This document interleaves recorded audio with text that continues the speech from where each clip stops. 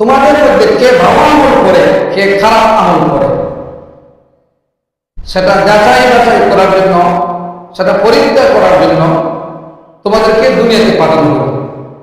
লিয়াবলুয়াকুম, পরীক্ষা করার জন্য।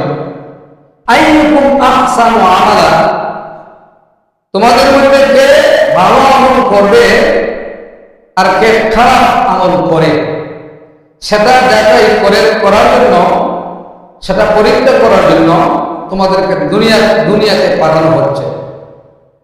যারা ভালো কাজ করবে পরকালের জীবনে তারা জান্নাতে পুরস্কৃত হবে। আল্লাহ রাব্বুল আলামিন তাদেরকে জান্নাত দিয়ে পুরস্কৃত করবেন। যারা মন্দ কাজ করবে, খারাপ কাজ করবে, পরকালের জীবনে আল্লাহ তাদেরকে জাহান্নামের শাস্তি দিয়া লাঞ্ছিত করবেন।